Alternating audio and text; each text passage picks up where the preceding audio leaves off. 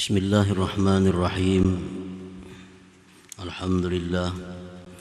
Alhamdulillahilladzi hadana ba'da ad-dhalal liyu'arrifana in'amahu wal ibdal wa liyazdada al-hubbu wasyukru lillahil muta'al. Asyhadu an la ilaha illallah wahdahu la syarika lahu bizzati was-sifati wal af'al. Wa asyhadu anna sayyidana Muhammadan abduhu wa rasuluhul mukhtassu bil irsal. Allahumma salli wa sallim ala sayyidina Muhammadin al-karimil bal wa ala alihi wa sahbihi wa zurriyatihi wa atba'ihi ila yaumil inpisal, amma ba'd. Yang kita hormati, kita cintai dan muliakan para habaib dan para alim ulama. Selamat datang kita ucapkan kepada Bapak Haji Sahbirin Nur dan Bapak Haji Rudi Risnawan, calon gubernur dan wakil gubernur Kalimantan Selatan, bersama rombongan di Majelis Ta'lim Nurul Muhibbin ini. Para muhibbin, hadirin, hadirat, rahimakumullah. Puji syukur senantiasa kita haturkan kehadirat Allah Subhanahu wa ta'ala, yang mana pada malam ini Allah Subhanahu wa ta'ala mengumpulkan kita, mempertemukan kita di majelis yang penuh berkah dan rahmatnya ini. Salawat dan salam atas junjungan kita Nabi besar Muhammad sallallahu alaihi wasallam dan seluruh keluarga, sahabat, zurriyat dan pengikut beliau ila yaumil qiyamah. Para muhibbin rahimakumullah, al-hikmatu tsaminatu wa tis'un ba'dal mi'ah minal hikamil ataiyah. Qala al-imam Ahmad ibn Athaillah as-Sakandari rahimahullah wa nafa'ana bi'ulumihi wa asrarih. Hikmah yang ke-198 dari Al-Hikam, berkata pengarang Imam Ahmad ibnu Athaillah as-Sakandari rahimahullah, rubbama waradatiz zulamu alaika liyu'arrifaka qadra ma manna bihi alaika. Artinya, kadang-kadang datang kegelapan-kegelapan atas engkau agar memperkenalkan Allah kepada engkau akan nilai sesuatu yang telah Ia berikan dengannya atas engkau. Itulah tarjamah hikmah yang ke-198 ini. Nah, para muhibbin rahimakumullah, andai kata lampu ini selalu menyala, maka kita kada akan merasa nikmatnya terang itu. Namun kadang-kadang lampu ini ada padamnya. Nah, setelah padam, lampu menyala lagi. Nah, disitulah kita tahu nikmatnya terang. Jadi Allah padamkan lampu, kemudian Allah nyalakan lagi lampu agar kita sadar betapa besarnya nikmat yang namanya terang itu. Dan tidak lain tujuannya adalah agar kita bertambah cinta kepada Allah Subhanahu wa ta'ala selaku yang memberi nikmat, dan bertambah syukur kita kepada Allah Subhanahu wa ta'ala. Nah, demikian pula nikmat sihat. Kita tidak akan mengetahui betapa besarnya nikmat sihat kalau kita tidak sakit. Nah, begitu kita sakit, kita berobat dengan biaya yang besar, kemudian kita disihatkan oleh Allah. Nah, di situ kita tahu nikmat sihat. Allah kembali sihatkan kita. Artinya apa? Supaya kita mengerti bahwa Allah yang menyihatkan itu Allah yang memberikan nikmat itu supaya kita cintai, supaya kita syukuri segala nikmat yang diberikannya itu. Jadi setiap datang musibah kepada kita, setiap datang sesuatu yang tidak menyenangkan hati kita, itu tiada lain adalah maksud Allah agar kita sadar bahwa betapa besarnya nikmat afiat, betapa besarnya nikmat taat, betapa besarnya nikmat kekayaan yang diberikan Allah kepada kita. Nah, para muhibbin rahimakumullah. Rubbama awradallahu alaika al-ghafalati wal ma'asi fataghraqu fi biharihima thumma yunkizuka minhuma lita'rifa qadra ma manallahu bi alaika minar rahmah wal hidayah wat taufiq fatazdadu mahabbatan wa syukran lillahi ta'ala. Kadang-kadang Allah subhanahu wa ta'ala mendatangkan atas kita kelalaian, kemaksiatan. Kadang-kadang kita lupa kepada Allah. Kadang-kadang kita berbuat maksiat, menantang Allah. Allah datangkan kepada kita maksiat, kelalaian. Kita tenggelam dalam lautannya, lautan maksiat. Kita tenggelam dalam lautan kelalaian. Nah, kemudian Allah selamatkan kita. Allah selamatkan kita dari keduanya itu, kelalaian dan maksiat. Diberinya kita tobat. Nah, agar kita mengenal kadar nilai sesuatu yang Allah berikan atas kita daripada rahmat, hidayah dan taufik Allah. Selama kita taat, kita kadang mengenal apa itu hidayah Allah. Selama kita taat, kita kadang merasa nikmat taufik Allah. Nah, begitu kita jatuh dalam maksiat, jatuh dalam kelalaian, di waktu yang berikutnya Allah selamatkan kita. Kita kembali bangkit jadi orang yang baik. Nah, di situ kita kenal hidayah Allah. Di situ kita kenal taufik Allah subhanahu wa ta'ala. Nah, maka dengan itu bertambahlah cinta kita kepada Allah. Bertambah syukur kita kepada Allah subhanahu wa ta'ala. Jadi itu tujuannya. Kita sakit, sihat, bertambah cinta mestinya kepada Allah. Tambah syukur. Nah, dahulu kita sakit, miskin, kada berduit, sekarang mampu. Nah, hendaknya tambah cinta kepada Allah, tambah sayang, tambah syukur kepada Allah subhanahu wa ta'ala. Nah, para muhibbin rahimakumullah,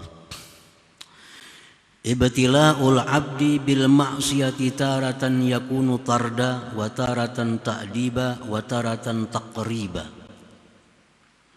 Dibalakannya seorang hamba dengan maksiat. Maksiat itu bala, disebut bala. Apabila orang jatuh dalam maksiat berarti dia kena bala. Kena bala. Karena bala bukan arti jasmani, tapi yang kena bala itu rohaninya. Orang yang jatuh dalam maksiat itu rohaninya kena bala. Dibalakannya seorang hamba dengan maksiat kadang-kadang itu pengusiran dari hadrat Allah. Nah, orang yang berbuat maksiat itu bisa diartikan merupakan pengusiran Allah terhadap dia daripada majelis Allah. Orang yang berbuat maksiat itu bisa merupakan pengusiran daripada istananya Allah. Jadi bila kita tuh berbuat maksiat, sebenarnya kita diusir dari istananya Allah. Kita diusir dari majelisnya Allah. Kita dikeluarkan. Macam Nabi Adam alaihissalam, begitu beliau makan buah khuldi. Beliau diusir dari surga, turun ke bumi, tempat yang paling hina ini. Nah demikian kita, bila kita berbuat satu kemaksiatan, sebenarnya kita diusir dari istananya Allah, diusir. Cuma kita kadang terasa karena kita sudah berada di dunia. Andai kata kita berada di surganya Allah, kita berbuat maksiat, langsung diusir oleh Allah. Tapi karena kita sudah berada di sini, di dunia, berbuat maksiat, kadang terasa bahwa kita semakin jauh dari Allah Subhanahu wa ta'ala. Jadi maksiat itu kadang-kadang pengusiran. Wataratan ta'diba, maksiat itu kadang-kadang pendidikan. Wataratan taqriba, kadang-kadang maksiat itu bisa mendekatkan diri kepada Allah. Jadi maksiat itu membuahkan 3. Bisa jadi pengusiran, pemutusan hubungan dengan Allah, bisa pendidikan, bisa pendekatan kepada Allah. Fa'idha asmarat ta'alluqan biha kana tarda. Apabila maksiat itu membuahkan ketergantungan dengannya, itu namanya pengusiran. Ini mau membedakan mana maksiat yang jadi sebab terusirnya kita. Setiap maksiat yang kita lakukan, lalu kita ulang lagi, berarti ini maksiat adalah bentuknya pengusiran kita dari Allah Subhanahu wa ta'ala. Kita disisihkan dari Allah. Bila itu maksiat membuahkan ketergantungan kepada kita dengannya, itulah namanya pengusiran. Wa idza asmarat inkisara wa zulla kanat ta'diba. Bila maksiat itu membuahkan sakit hati, membuahkan kehinaan, maka maksiat itu adalah pendidikan bagi kita. Kita maksiat, sudah maksiat itu kita sakit hati. Sakit hati habis maksiat, akunya diusir Allah nih. Akunya diusir Allah. Hinanya diriku ini berbuat maksiat kepada Allah. Hinanya diriku di mata Allah, hinanya diriku di mata para malaikat, hinanya diriku di mata para aulia Allah. Nah, bila maksiat itu membuahkan seperti itu maksiat yang jadi pendidikan kepada kita, bukan pengusiran.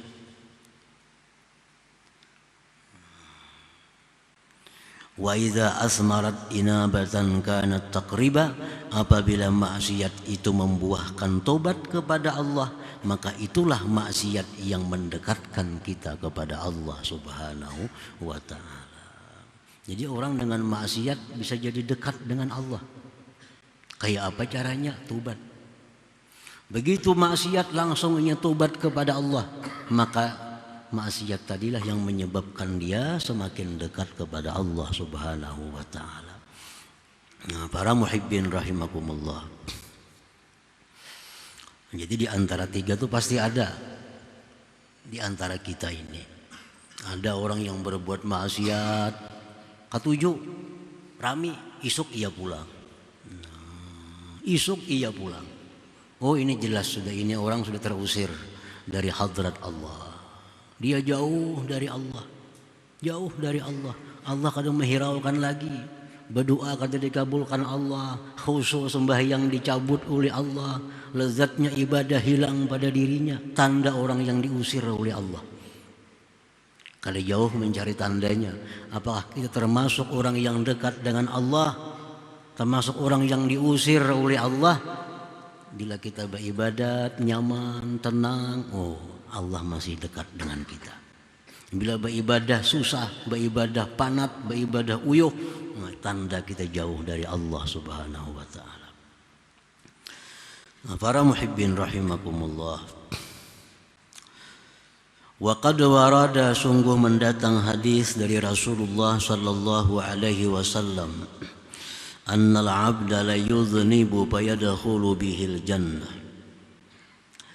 Rasulullah bersabda bahwa seorang hamba itu berbuat dosa, maka masuklah dia dengan sebab dosa itu ke surga.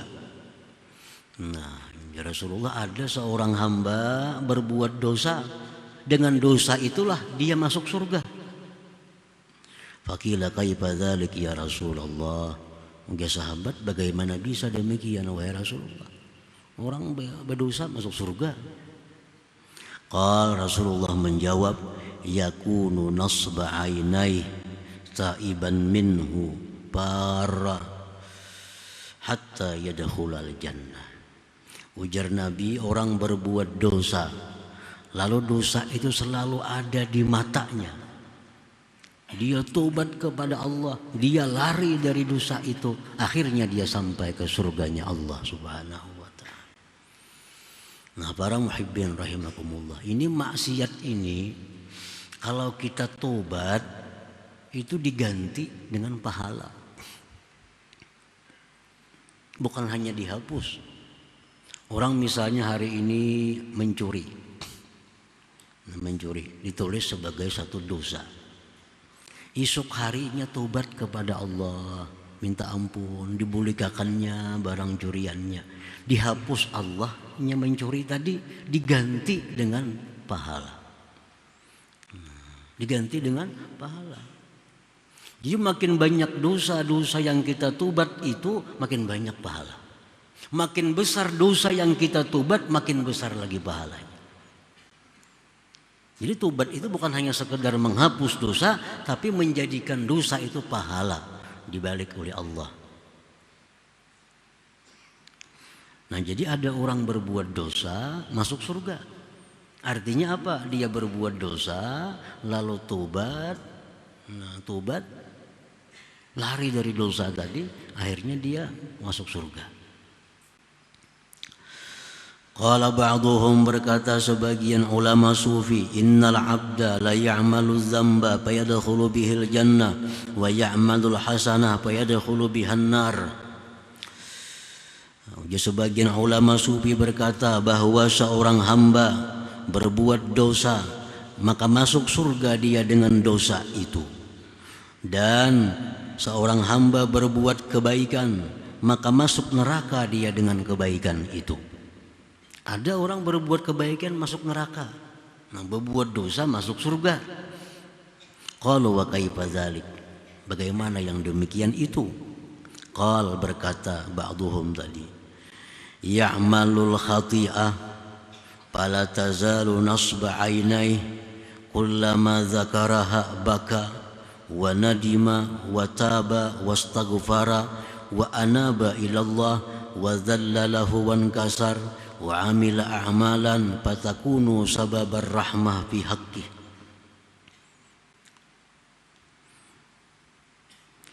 Seorang hamba berbuat dosa, lalu dosa itu selalu ada di matanya. Arti selalu ada di matanya, selalu ada dalam ingatannya. Bila mana dia ingat dosa itu, dia menangis, menyesal, tobat, minta ampun, kembali kepada Allah, merasakan kehinaan dirinya di sisi Allah, lalu dia beramal dengan amal yang salih, dengan sebab itu dia dapat rahmat Allah Subhanahu wa ta'ala. Ini dosa yang membawa surga. Dulu pada pencuri, perampok, penzina, pemabuk, dulunya bila ingat punya menangis kelakuan bahari. Ingat menangis, menyesal, minta ampun kepada Allah. Nah, demi itu aja mati, akhirnya masuk surga.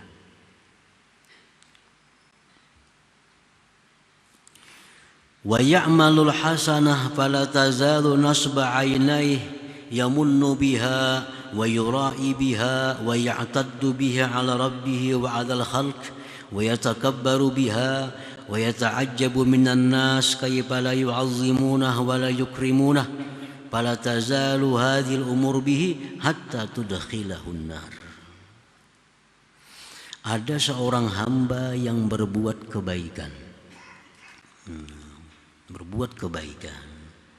Senantiasa kebaikan itu selalu diingatnya. Ingat saja kebaikan. Dia sebut-sebut dengan kebaikan itu. Dia riakkan kebaikannya itu. Dia sombong dengan kebaikan itu. Dia heran kalau manusia tidak memuliakannya. Nah, terus ini perkara jalan dalam dirinya hatta tudakhilahun nar, sehingga masuklah dia ke dalam neraka. Ini orang selalu mengingat-ingat kebaikan. Ingat kebaikan yang diperbuat, ingat kebaikan yang diperbuat. Sombong dengan makhluk Allah yang lain-lainnya, merasa dirinya hebat. Dia merasa heran kalau orang kadang memuliakannya. Dia merasa heran kalau Allah kadang mengabulkan doanya. Nah, terus berjalan dalam dirinya demikian, akhirnya kebaikan itu membawa dia ke dalam api neraka. Nah, para muhibbin rahimakumullah. Jadi artinya kebaikan itu macam kita membuang batu di laut. Nah, begitu kita perbuat kebaikan, buang batu ke laut. Jadi ingat lagi. Jangan diingat lagi. Setiap kebaikan yang kita ingat-ingat, tanda kalau diterima oleh Allah. Jadi berbuat baik, ingat terus. Ingat berbuat, tanda kalau diterima Allah. Kalau kebaikan itu diterima Allah, hilang dari ingatan kita. Hilang dari ingatan, itu salah satu alamat tanda amal yang diterima Allah, bahwa amal itu kada ingat lagi. Kada ingat lagi. Tanda dosa yang diampuni oleh Allah, dosa yang selalu kita ingat. Nah, dosa yang selalu kita ingat, itu tanda dosa yang sudah diampuni oleh Allah. Tapi dosa yang kita kada ingat lagi, itu tanda belum diampuni oleh Allah Subhanahu wa ta'ala. Para muhibbin rahimakumullah, qala ba'duhum, berkata sebagian ahli sufi lagi, alamatus sa'adah an takuna hasanatul abdi khalfa dhahrih wa sayyi'atuhu nasba ainai. Tanda keberuntungan seorang hamba bahwa adalah kebaikan-kebaikannya itu diletakkannya di belakang. Kada diingat lagi, kada dipandang lagi. Dan dia jadikan kejahatan-kejahatan yang pernah dia lakukan di depan matanya. Bila macam itu, ini orang tanda orang beruntung. Namun kebaikannya kada ingat lagi, apa yang telah diberikannya, apa yang telah disumbangkannya, apa yang telah diamalkannya, kada ingat. Kalau soal dosa ingat benar, ingat benar lawan dosa. Nah, ini orang tanda beruntung. Arti beruntung tanda ahlul jannah, tanda orang ahli surga ini. Wa alamatus syaqawah, dan tanda celakanya seseorang. Tanda celakanya seseorang, ayyaj'ala hasanatih nasba ainai wa sayyi'atih khalfa dhahri. Dia jadikan kebaikan itu di depan matanya. Dia jadikan dosa di belakangnya. Ingat terus lawan kebaikan. Oh, ini suah aku beri dulu nih. Ini suah juga aku beri. Ini suah juga aku beri. Ingat terus. Urusan main cuntan kada ingat lagi. Barang cuntan sini suah juga, cuntan sana biasa juga, kada ingat lagi. Bila babari ingat. Ini sudah alamat syakawah. Nah, urusan maksiat kada tapi ingat. Urusan baik selalu ingat. Nah, itu min alamati syakawah, tanda orang ini syakawah, bakal penghuni neraka artinya. Nah, para muhibbin rahimakumullah, mudah-mudahan Allah Subhanahu wa ta'ala memberikan taufik hidayah, petunjuk ke jalan yang lurus kepada kita semua, amin ya rabbal alamin. Kemudian hikmah yang ke-199 insyaallah. Ila hadratin Nabi sallallahu alaihi wasallam, al-Fatihah. Ya kana ya kana يا الله بها يا الله بها الله بحسن الخاتمة يا الله بها يا الله بها الله بحسن الخاتمة يا الله بها الله بها يا الله بحسن الخاتمة فيا أيها الرجل منه شفاعة صلوا عليه سلموا تسليما اللهم صل وسلم